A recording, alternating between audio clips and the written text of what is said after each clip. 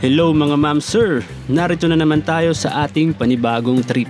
Bago ang lahat, shoutout muna tayo.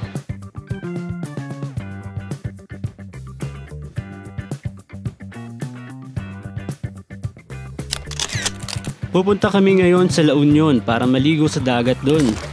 Gamit namin itong ADB 160. First time nga naming babiyahin ng norte at ito ang napili naming puntahan. Bago nga pala kami umalis ay chinek ko na muna ang motor para iwas aberya. Nag-install din ako nitong nabili kong lever lock para kahit bitawan ng preno ay nakalak pa rin. Konting linis. At nagpakarga na din ako ng full tank para handa na sa lakad. Kung nagbabalak nga rin kayong pumunta dito sa La Union ay siguraduhin may reflectorized vest kayong suot. Dahil required ito sa kanilang probinsya. Sundin na lang natin para makaiwas tayo sa multa at abala.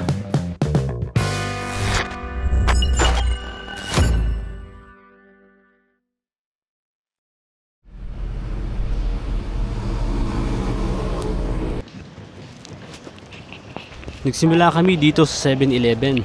Tara. Truck. Ginagahan talaga namin para hindi kami masyadong tanghaliin sa biyahe. Anong next stop na? Kung makaramdam tayo ng gutom, ayun, okay lang sa'yo.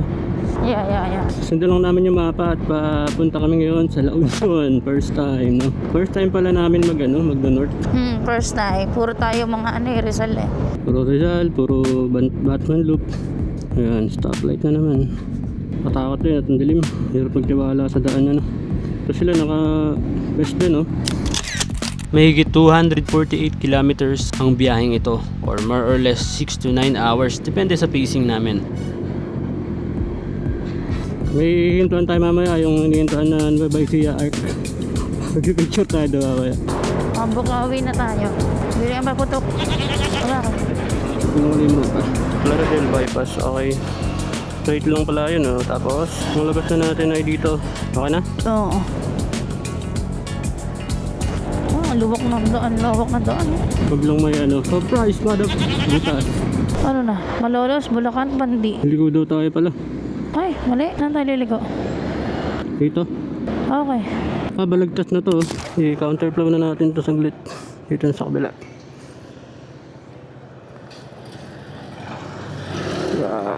Diba? Sure ba dito? Oo, dito daw eh. Dilim ah. Dilim ha? Nakakaloka ha? Sure ka ha? Oo. Sama na kami dinadala map ha. Aray. So naka-video ka. Yung mga habol. Dumi. Sugali. Checkpoint to. Sarado po. Saan po kaya yung daan po? Pa? Dyan, Kapurakanan na lang po. Okay, salamat po. Saan na po ang labas nito, tay? Doon din po. Okay, thank you po, tay. Medyo highway to. Time check, 3:01 na. Lubakan na to, Lubakan. Tuloy-tuloy lang ang biyahe. Ang kagandahan sa ganitong oras na alis ay wala masyadong kasabay. Pero maraming truck na naglalabasan kaya doble ingat kami. Claridel bypass. Okay, Panis. Panis ka sa click. Naka-short pa yan. Tayo full pack. Laki. Doon kami, bossing. Haba nito. Prepare to turn left daw. Sarap po, no? Sarap, no? Dahil sana nararamdaman mo rin yung feeling na ganito yung dinadrive, oh. Next time, ikaw naman. Next time mag-aaral na rin ako. Grabe. Paano nga tapos ang daan na to? Sobrang haba eh. Panueva Ecija na tayo. Diretso lang daw. Oy, liliko ka ba? Ha? Akit ka? Sige, akit. Straight lang daw eh. Ako kinakabahan sa mga gantong akyatan eh. Ang haba. Kapit, wala kasi ng hangin yan. Andaman mo? Oo, nakakabigay yung lamig yung hangin. Kaya dapat nakapatay lang yung ano, ay nakasara lang yung ano, salamin yung visor.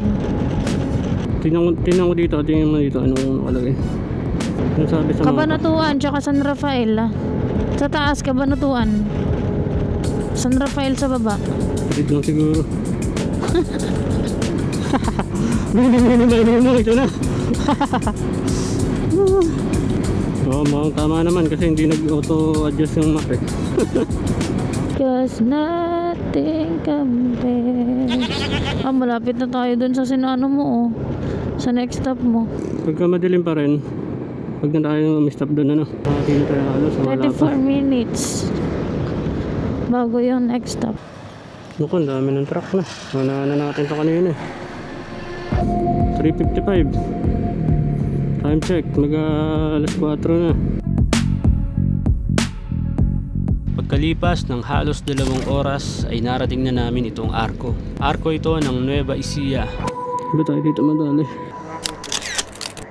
Nueva Ecija, let's go!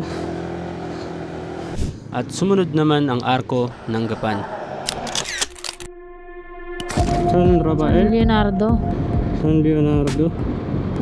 Tulok na dito. Nabibigyan na ako sa hangin. Sinuna na natin siya. Jollibee oh. Another shortcut na naman. Yung ways mo talaga na yan kung saan tayo dinadala eh. Ayan, to Talavera pala. Kapag kamaliwa ka. Dadaanan ba natin Talavera? Yata.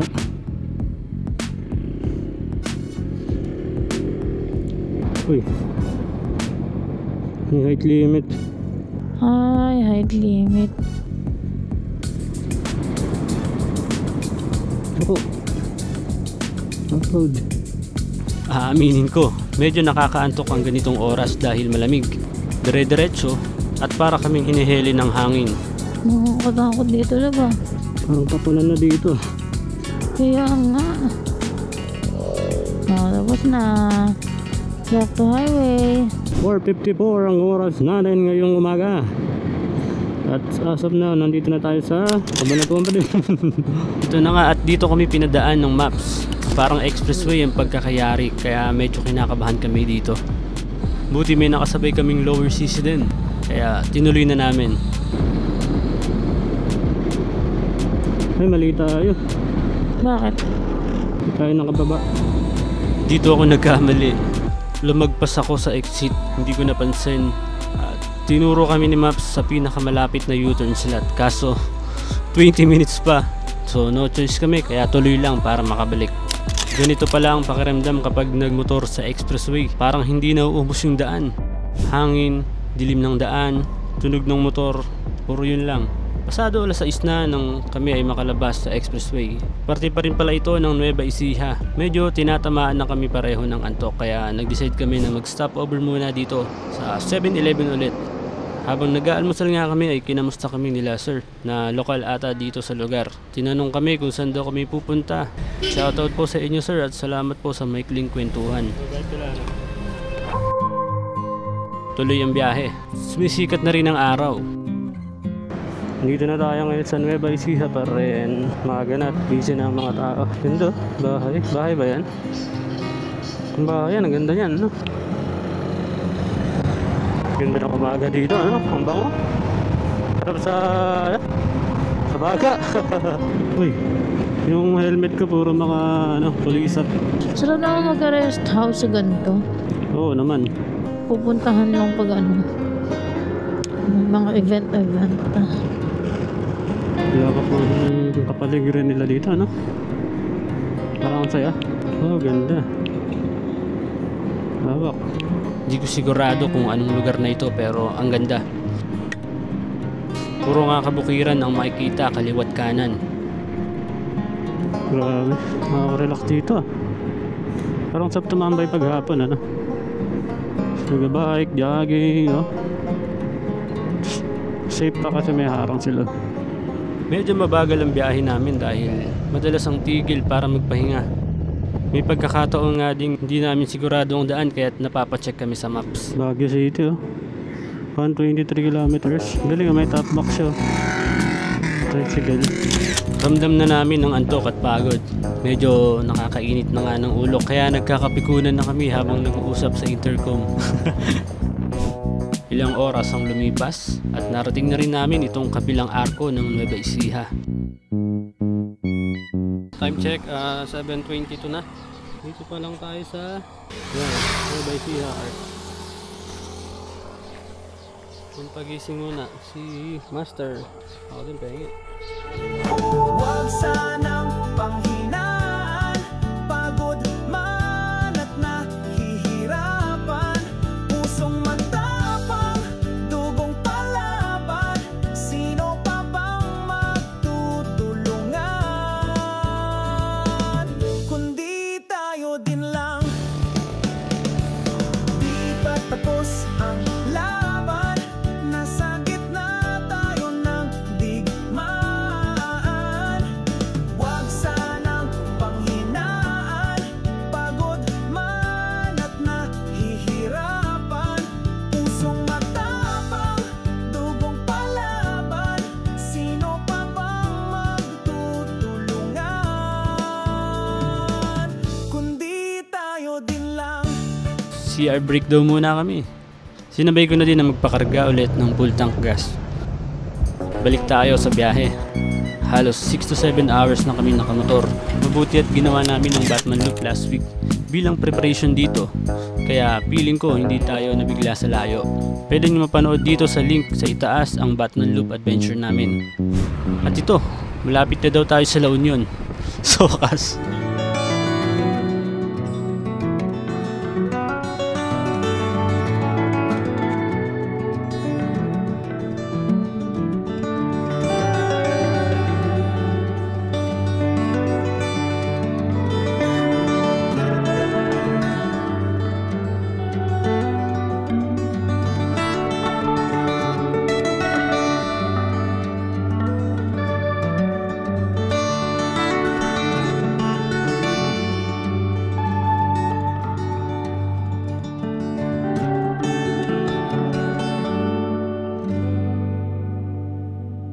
Narating na natin ang La Union. But wait, there's more. Kasi may 2 hours pa ang biyahe natin papasok sa San Juan, La Union. Doon ang surf town o surf capital nila, kaya doon na din kami nag-book ng room. Mula nga sa room ay kaunting lakad na lang daw ay nasa dagat ka na agad. After 2 hours nga mula sa arko ng La Union, ay narating na namin ang San Juan, La Union. Time check, 11 AM. Salamat po sa patuloy na panonood ng aming mga videos. Kung gusto nyong ma-shoutout next episode, ay mag-like and comment lang po kayo dito sa aming video. Kung hindi ka pa nakasubscribe, click mo na yan. Muli, kami ang Black Smash. Kita-kits na lang ulit sa mga susunod na biyahe.